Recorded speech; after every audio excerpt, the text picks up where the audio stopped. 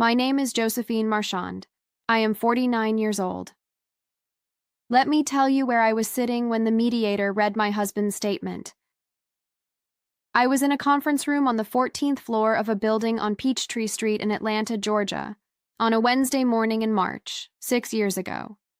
The conference room had floor-to-ceiling windows that looked north toward Buckhead, and the particular quality of Atlanta morning light that comes through glass at that angle in March, specific and pale and not yet warm but suggesting warmth. There were 3 people in the room: my attorney, a woman named Diane Park who had been practicing family law for 20 years and who had the particular composed directness of someone who has said many difficult things to many people over many years and who has developed through that saying a specific economy of expression, a mediator named Gerald Ross who was 63 and who wore the same expression regardless of what was being said in the room, and me. My husband Alton was not in the room. His attorney had submitted his position statement in writing, which was his right within the mediation process, and which Gerald Ross was reading aloud because my attorney had requested that all submitted statements be read into the record of the session. The relevant portion of Alton's statement was the following: Mrs. Marchand has expressed a desire to launch an independent consulting practice following the dissolution of our marriage. Based on my observation of her professional capabilities over the course of our 12-year marriage, I am confident that this venture will not be financially viable. Mrs. Marchand does not have the business acumen, the client development skills, or the professional network required to sustain an independent practice. It would be irresponsible for any settlement agreement to assume income from this source in calculating support obligations, as this income stream will not exist within 6 months of the marriage's dissolution. Gerald Ross read this in the specific neutral voice of a mediator reading a submitted statement, which is the voice of someone who has trained themselves to deliver content without editorial. Diane Park looked at me. I looked at the floor-to-ceiling windows and the pale March light over Buckhead. I said, "Let's continue." What Alton did not know, what I had chosen not to disclose during the mediation process because nothing in the process required me to disclose it, and because I had thought carefully about whether disclosing it served any purpose I wanted to serve, was that I had founded Marchand Strategic Consulting 26 months earlier, in the January of the second year of the 3 years Alton and I had been separated before the formal divorce proceedings began. Marchand Strategic Consulting had, at the time Gerald Ross read Alton's statement about my inability to sustain an independent practice, 7 active client relationships, 4 full-time employees including me, and an annual revenue that I will describe only as sufficient to make Alton's prediction specifically and measurably incorrect before he had finished making it. The venture that would not be financially viable had been financially viable for 26 months before he described its inevitable failure. I did not say this in the mediation session. I let Gerald Ross finish reading the statement. I let the session continue. I let the mediation process do what it was designed to do, which was produce a settlement agreement that both parties could sign, and I signed the agreement that was produced, which was a fair agreement that reflected my actual financial situation rather than Alton's prediction of it, because my attorney had ensured that the settlement was based on documented financial reality rather than on projections that either party found convenient. I drove from the mediation session to my office on Northside Drive, where I had a 2:30 client meeting and a 3:15 team meeting and a proposal deadline that evening, and I did not think about what Alton had said in the statement for the rest of the day because I had work to do and the work was real and required attention. But I thought about it later. I have thought about it many times since, not with bitterness, though there was a period when bitterness was present, and I think the presence of it was honest and not something to minimize. I have thought about it because the specific statement, the prediction made with the confident authority of someone who believed he knew what I was capable of, is the clearest single expression of something that had been present throughout our 12-year marriage, and that I had understood in various partial ways, but never entirely clearly, until the moment it was stated in its complete form in a mediation session. Before I take you to the mediation session's aftermath, and to the specific Tuesday evening in October that I want to tell you about, let me take you to the beginning. Because the beginning is where I first understood what kind of marriage I was in, and because the understanding that I built across 12 years produced the specific woman who was sitting in that conference room in March, and who drove from it to a client meeting and a team meeting, and a proposal deadline. I grew up in Savannah, Georgia, the middle of 3 daughters born to Frank and Eleanor Marchand, who had been married for 41 years when my father died, and who had built their life in the particular way of Savannah families of their generation, organized around the Catholic Church and the specific community of their neighborhood, and the understanding that the women of their household were capable of anything the situation required. This last understanding came primarily from my mother, who was a woman of specific formidable competence in the particular way of women of her generation, who had decided that competence was the most reliable form of independence available to them within the specific constraints of their world. She managed the household and raised 3 daughters, and maintained the family's social obligations, and ran a small catering business from the kitchen of our house on Gaston Street for 22 years, the specific entrepreneurial operation of someone who had identified a need and a capability and had put them together without waiting for anyone's permission. My father was a good man who supported everything my mother did and who communicated to his daughters, through the specific example of his marriage, that a woman who knew what she was doing deserved to be supported in the doing of it. This is a specific and undervalued form of patriarchal behavior that I want to name accurately. He did not get in her way, and he made clear to everyone around him that getting in her way was not something he would tolerate. Within the specific constraints of their world and their generation, this was not nothing. It was something specific, and I received it. I went to the University of Georgia for business administration, the particular practical choice of someone who had grown up watching her mother run a catering business and who had absorbed from that, watching a specific understanding of what business actually required, which was a combination of genuine competence at the thing being sold and the particular organizational intelligence required to convert that competence into a sustainable operation.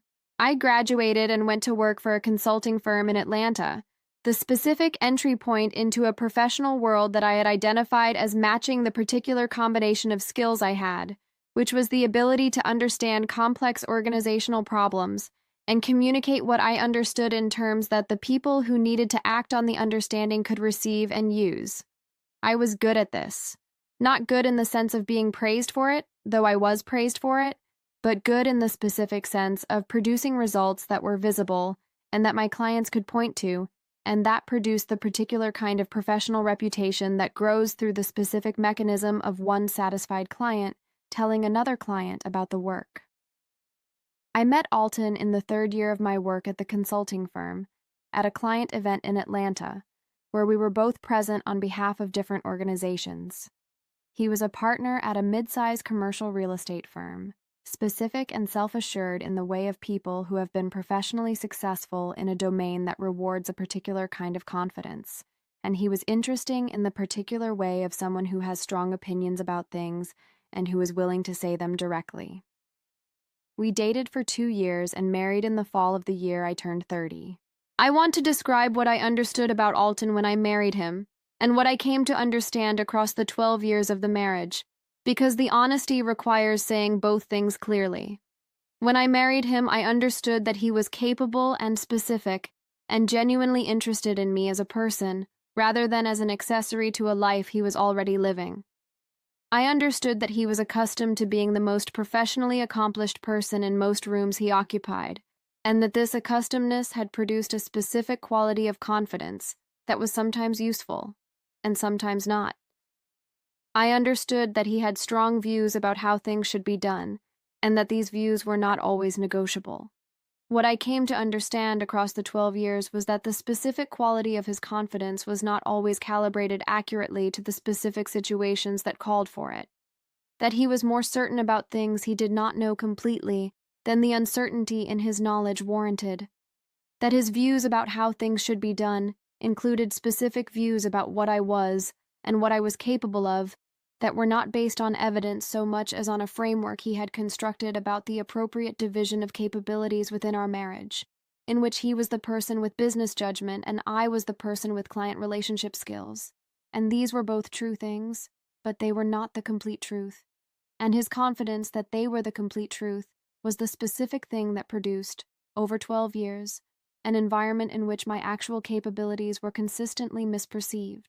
I want to be specific about what I mean by this because I think the specificity is important.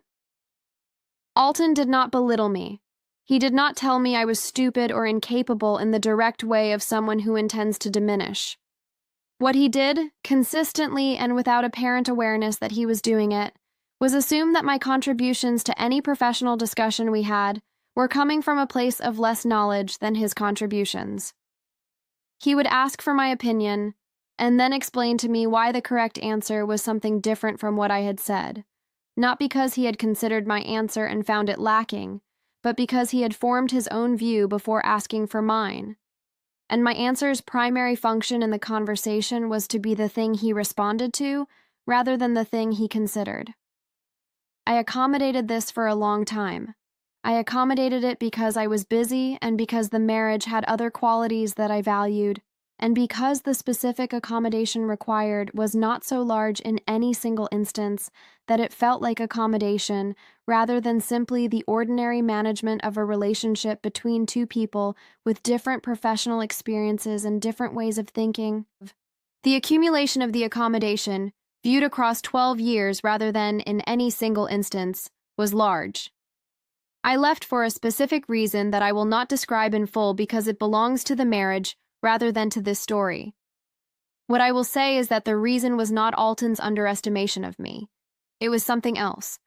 The underestimation was a separate fact about the marriage that became fully visible only after I left, when I was outside the specific environment that the underestimation had created, and I could see it from the outside for the first time. The founding of Marchand Strategic Consulting was the specific consequence of leaving, in the particular way that some of the most important things we build are built in the aftermath of something that required us to figure out what we actually had. I founded the company in January, 26 months before the mediation session. I will tell you what I had when I founded it and what I built from what I had, because the building is the specific evidence of what Alton's statement got wrong, and evidence deserves to be described specifically.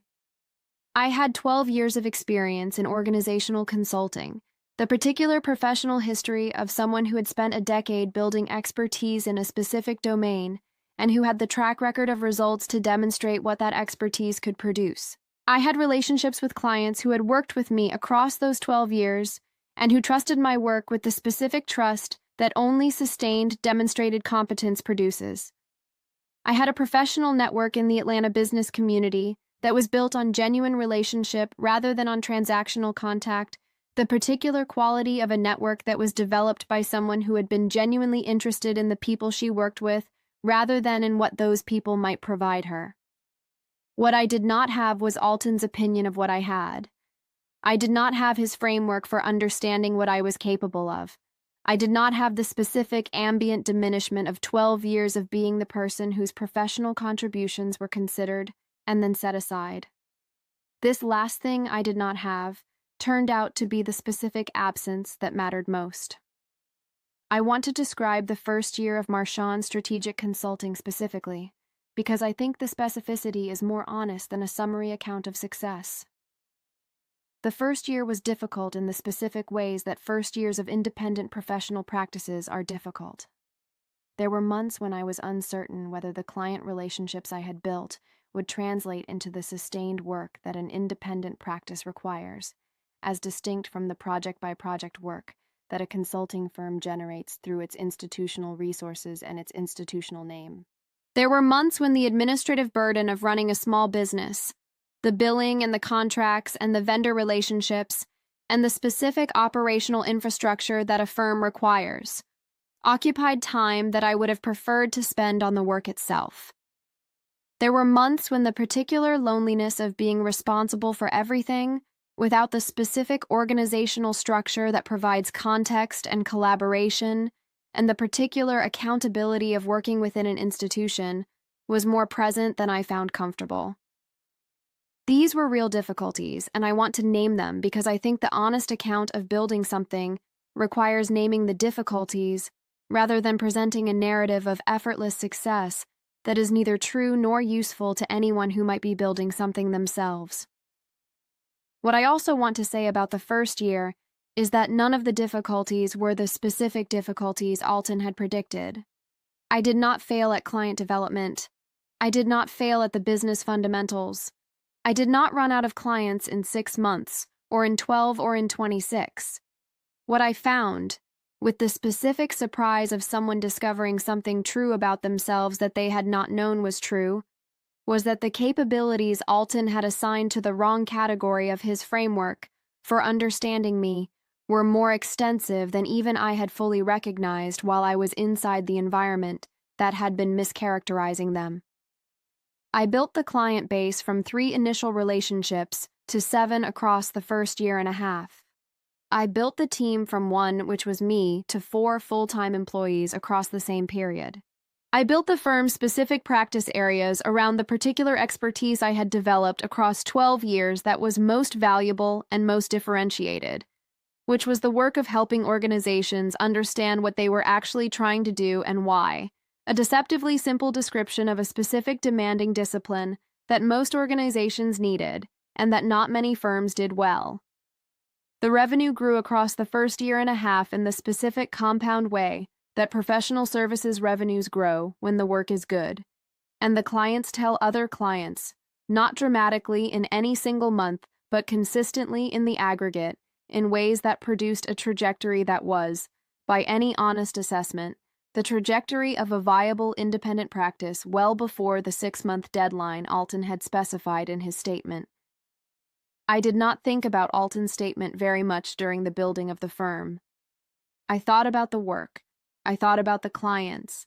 I thought about the specific problems the work was addressing and the particular solutions the work was producing and the people on my team and what they needed from me to do their best work. I thought about the operational questions that a growing small business produces in a continuous stream and that require continuous judgment and decision-making and the particular willingness to be wrong sometimes and to learn from being wrong and to make different decisions the next time. I did not think about proving anything. This is important, and I want to say it clearly. The company was not built to prove Alton wrong. It was built because building it was the specific thing I was capable of doing with what I had. And because doing the thing you are capable of doing with what you have is the particular form of useful activity that I had learned from watching my mother run her catering business from the kitchen on Gaston Street. The proving happened later, and it happened without my arranging it. I want to tell you about the Tuesday evening in October, which is the specific moment this story has been building toward and which I want to describe with the particular accuracy it deserves. The Tuesday evening in October was the annual dinner of the Atlanta Business Leaders Forum, a membership organization for senior executives and business owners in the Atlanta metro area that had been hosting this annual event at a downtown hotel for 17 years. The forum was one of the specific professional organizations I had joined after founding Marchand Strategic Consulting, not because I was strategic about the joining, but because several of my clients were members and the meetings were genuinely useful for the particular quality of connection they provided. I had been to the annual dinner the previous 2 years. It was a formal event, the specific formality of the Atlanta business community when it gathers for its significant occasions. And it was the particular kind of gathering where the professional and the personal overlapped in ways that the Atlanta business community's specific small world quality produces. I was seated at a table with 7 other people, 3 of whom I knew well and 4 of whom I was meeting for the first time. The person to my left was a woman named Sandra Whitmore, who was the chief financial officer of a healthcare company and who had the particular directness of someone who has spent her career managing financial complexity in a highly regulated industry, and who has no patience for imprecision of any kind.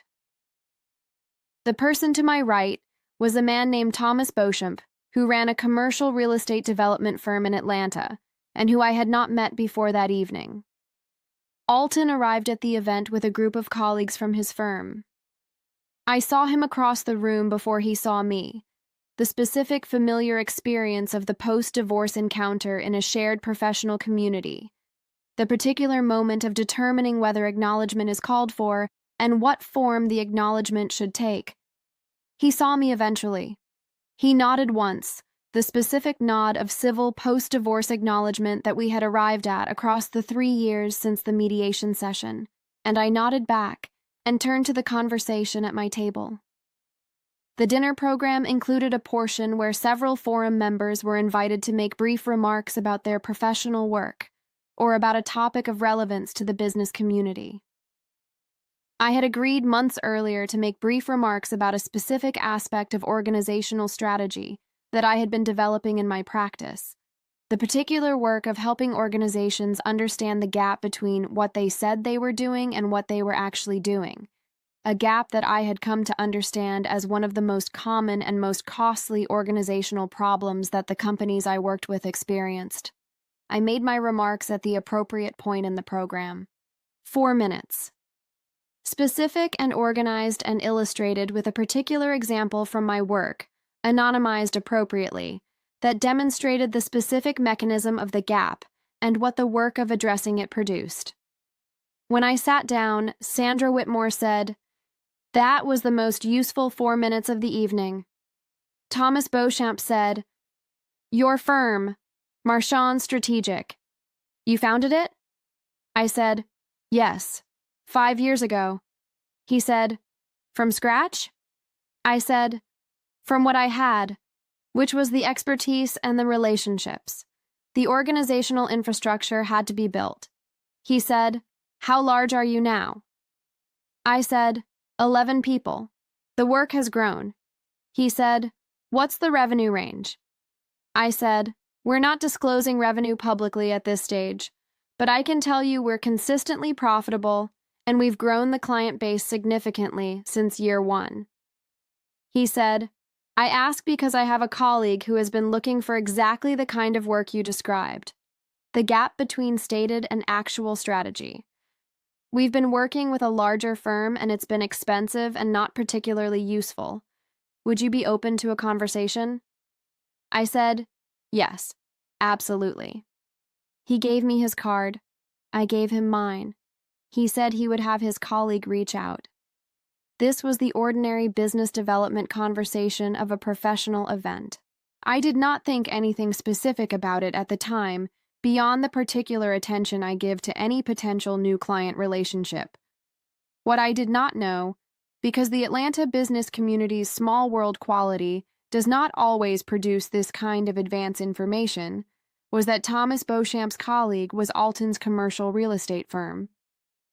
I found this out 3 days later when Thomas Beauchamp's assistant called to schedule the introductory conversation and described the organization requesting it.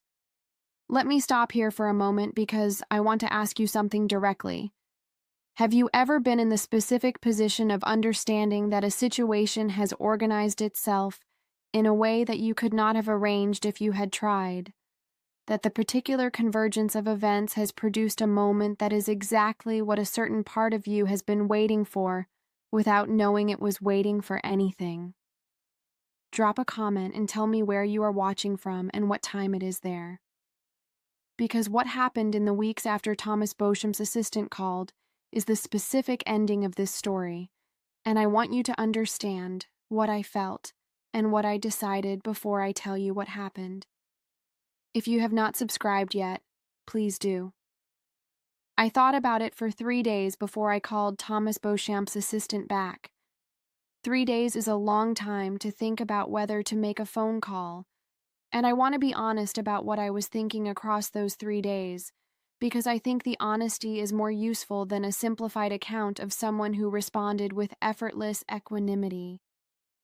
I was thinking about the mediation session and the statement Alton had submitted about my inability to sustain an independent practice. I was thinking about 12 years of a marriage in which my professional judgment was consistently considered and then set aside. I was thinking about what it would mean to walk into a room with the people from Alton's firm and to have that specific conversation about the gap between stated and actual organizational strategy while being the person Alton had told the divorce mediator would not last 6 months on her own.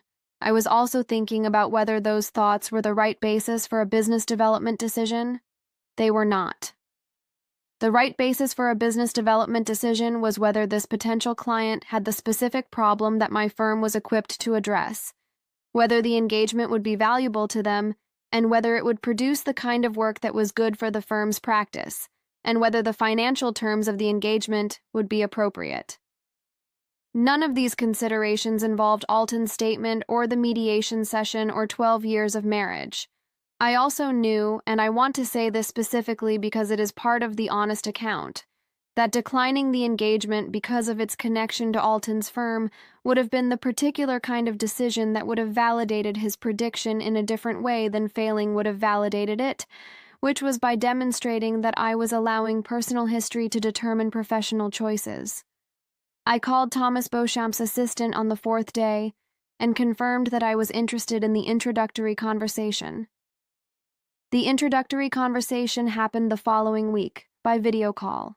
The participants from Alton's firm were his managing partner, a woman named Catherine Chen who had joined the firm 3 years after Alton and who had the particular specific intelligence of someone who has built a real estate development practice in Atlanta across 20 years, and a man named Marcus Williams, who was the firm's director of operations, and who had been the person most frustrated by the gap between the firm's stated strategy and its actual operations. Alton was not on the call. This was, I came to understand across the introductory conversation, because Alton was the specific source of the gap rather than the person trying to address it, which is a common organizational dynamic, and one that I had enough professional experience to recognize and navigate. Marcus Williams described the situation with the particular frustrated clarity of someone who has been trying to articulate a problem for 2 years and who has finally found someone who appears to understand what he is saying. The firm had articulated a strategy for its development pipeline that was specific and well-reasoned, and that all the senior partners had agreed to.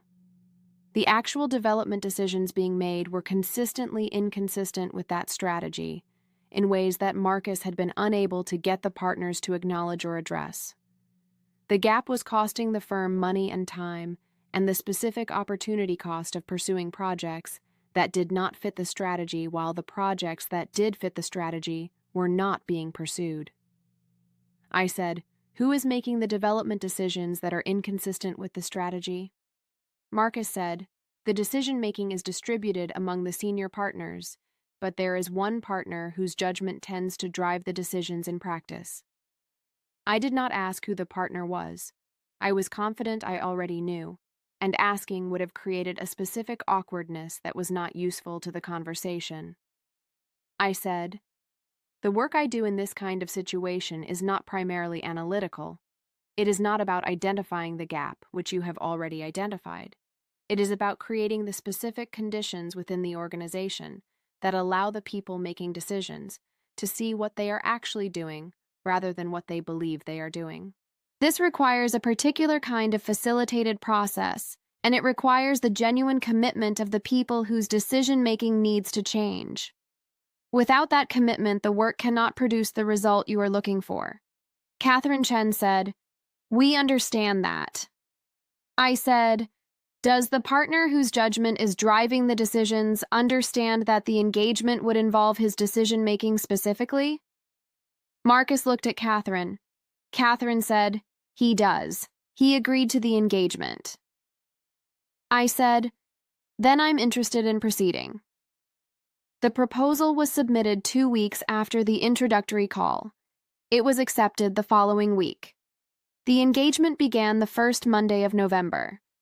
The work involved 4 months of the specific facilitated process I had described, the particular structured work of helping the senior partners at Alton's firm see the gap between what they said they were doing and what they were actually doing in their development pipeline decisions. This is demanding work in the particular way of any work that requires people to see themselves and their decisions clearly when the seeing is uncomfortable, and the specific discomfort in this engagement was concentrated in the specific place I had understood it would be concentrated, which was in Alton's decision-making. I want to be precise about what the work required and what it produced, because precision serves this part of the story better than drama. The work required Alton to participate in a series of structured conversations about his development decisions across the preceding 3 years, the specific decisions that Marcus had identified as inconsistent with the stated strategy, and to articulate in each case what the decision had been based on and what the relationship was between the basis for the decision and the strategy the firm had committed to. This is not a comfortable process. It is not designed to be comfortable. It is designed to be accurate, and accuracy in the assessment of one's own decision-making requires a specific willingness to see what is there rather than what one would prefer to be there. Alton participated in the process with the particular quality of someone who is more accustomed to assessing other people's decisions than his own, but who has enough professional intelligence to understand, when the specific methodology is applied clearly, what the process is revealing. By the end of the second month, he had a substantially more accurate picture of the gap between his stated approach and his actual decision-making than he had had at the beginning. By the end of the fourth month, the firm had a revised process for development decisions that was designed to create the specific checks against the particular patterns his decision-making had been showing. I want to be specific about something regarding Alton's conduct across the 4 months of the engagement. He was professionally appropriate throughout. He engaged with the process with the particular focused attention of someone who has decided that the process is valuable and who is committed to what the process requires.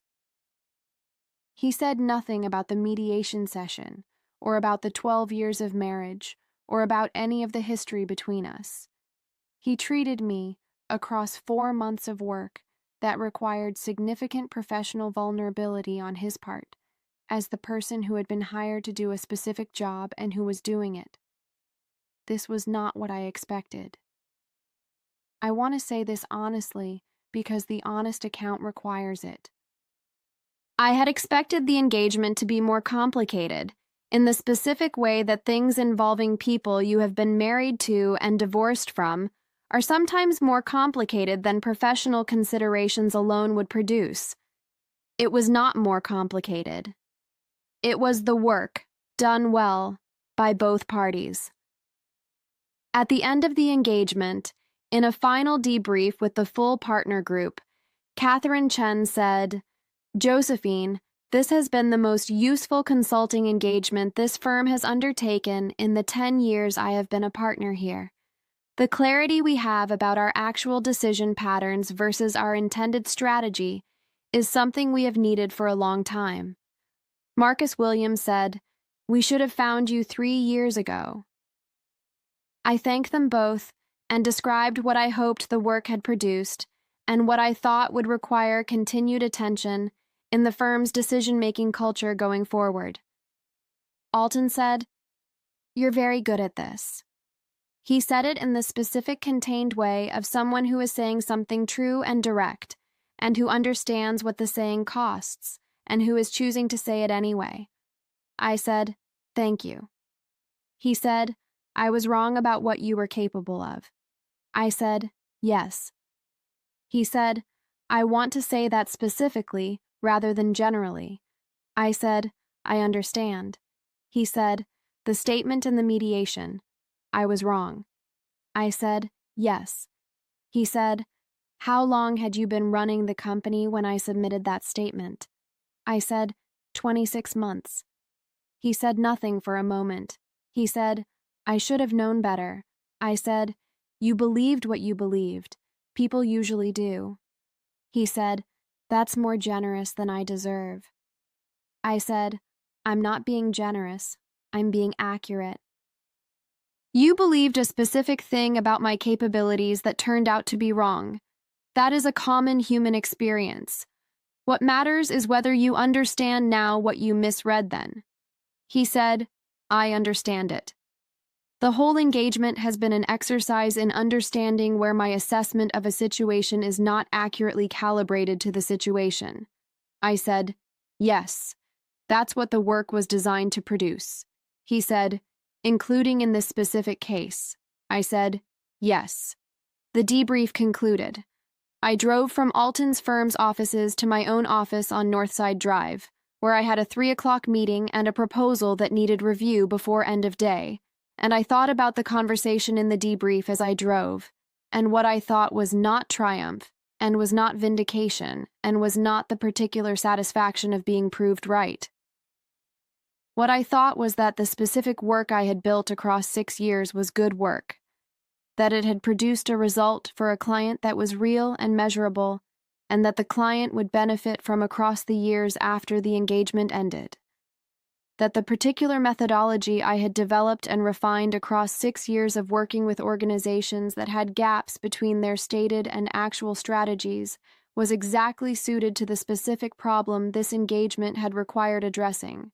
That I was good at what I did in the specific sense of producing results that were visible and that my clients could point to, and that the mediation room on Peachtree Street 6 years earlier, and the pale March light through the floor-to-ceiling windows, and the neutral voice of Gerald Ross reading Alton's assessment of my professional prospects had been the specific moment when I understood exactly what I was going to spend the next 6 years disproving through the particular mechanism of simply building what I was capable of building without asking anyone's permission. I want to tell you about Marchand Strategic Consulting now, 6 years into its existence, because I think the current reality is as important to this story as anything that preceded it. We are 17 people. The client list includes organizations across Georgia and into neighboring states. The practice areas I developed in the early years have grown into specific, distinct disciplines within the firm, each one built by people who are genuinely expert in what they do, and who have chosen to do it at Marchand rather than at a larger firm because of the particular quality of the work and the specific culture of the organization. I have been asked twice in the past 3 years to describe what I think makes the firm distinctive. Both times I have said the same thing. We are genuinely interested in the specific problem each client is trying to solve, and that interest is not performed. It is the particular genuine curiosity about organizations and what they are and what they could be that I have had since I watched my mother run her catering business from the kitchen on Gaston Street and understood that the interesting question was not what to cook, but how to build a sustainable operation around the cooking. My mother is still in Savannah. She retired the catering business 5 years ago, at 73, when she decided that the specific physical demands of running a catering operation were no longer what she wanted her days to look like. She did it on her own schedule and her own terms, which is the specific form of professional independence I absorbed from watching her. She called me after I told her about the engagement with Alton's firm. She said, "How did it feel?" I said, "Professional." She said, "That's all?" I said, "That's what mattered." She said, "What he said in the mediation." I said, "Was wrong." She said, "And now he knows it." I said, "And now he knows it." She said, "Good." She said this in the specific short way that she delivered assessments of situations that she considered essentially resolved, the particular economy of someone who does not need to elaborate on conclusions. I said, "Mom, do you know what I kept thinking about during the engagement?" She said, "Tell me." I said, "The roux. The specific rule you had about the roux, that you never rush it, and that if you burn it, you start over and you never add the burned roux to what you're making because the bitterness goes into everything." She was quiet for a moment. She said, "What made you think about the roux?" I said, "Because the work I do is the same principle. You can't rush the process of helping an organization see what it's actually doing. If you push it faster than the people involved can receive it, you burn it and you have to start over.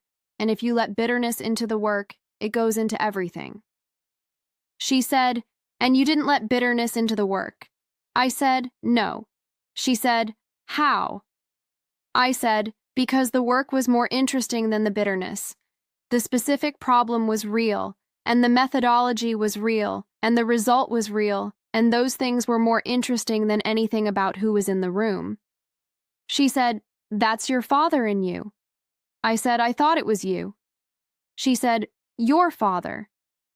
He could walk into any situation and see only the specific thing that needed doing. Not the history of the situation, not the people involved, not the complications. The thing that needed doing, she said, I always had to work at that. He had it naturally. I said, I didn't know that. She said, no, you were watching me run the catering business. You didn't see the part where I went to your father in the evenings to understand what actually needed doing. I sat with this for a moment. I said, they were the same work, his and yours. She said, yes, just from different ends. Here is what 12 years of a marriage that underestimated me and 6 years of building something that proved the underestimation wrong taught me. I know that the specific statement of what someone believes you are not capable of is more useful than the general ambient of the underestimation, not because the statement is kind, which it is not, but because the statement is specific and specificity allows for specific response. When Alton's attorney read the statement in the mediation room, I understood exactly what I was dealing with in a way that the accumulated 12 years of ambient underestimation had not produced. The specificity was clarifying. I know that the most effective response to being told you are not capable of something is not a rebuttal. It is the thing itself, built as well as you can build it, for the specific reasons that make building it worthwhile, without organizing the building around what you are proving. The company was not built to prove Alton wrong. The company was built because building it was the specific thing I was capable of doing with what I had. The proving happened as a consequence of the building rather than as its purpose. And the difference between those two things, consequence and purpose, is the specific difference between doing something worthwhile and doing something that only becomes worthwhile if someone particular notices it. I know that the roux cannot be rushed. This is specific cooking wisdom, and it is also specific professional wisdom, and it is also specific life wisdom. And I learned it in a kitchen on Gaston Street watching a woman who understood that the patience required to make a proper roux was itself the lesson. And I know that the specific look on Alton's face in the debrief room when he said you're very good at this was not the look I had been imagining across 6 years of building something, because the look I had been imagining was a look of defeat, and the look I saw was something more complicated and more honest than that. The look of someone who has understood something true about a situation and about himself, and who is choosing to say so. That is a specific form of professional courage that deserves to be acknowledged regardless of everything else. I acknowledged it. I said thank you. We concluded the debrief, and I drove to my 3 o'clock meeting, and the work continued the way the work continues, which is with the particular forward motion of people who have something real to do and who are doing it. That is my story. A mediation room in March and a statement that was wrong before it was made. 26 months of a company built in the specific silence of not yet being needed as evidence. The particular Tuesday evening in October when the situation organized itself in a way I could not have arranged. And 4 months of work that produced something real for a client, and something that also happened to be an answer to a specific wrong prediction made by a man who had underestimated me across 12 years and who was in the room when the answer arrived. If this reminded you of something you built for the right reasons that also happened to prove someone wrong who needed to be proved wrong, I want to hear from you. Drop it in the comments. Share this with someone who is building something in the specific silence before it becomes visible, who needs to know that building it for the right reasons is the only way the building amounts to anything. Hit subscribe, and I will see you in the next one.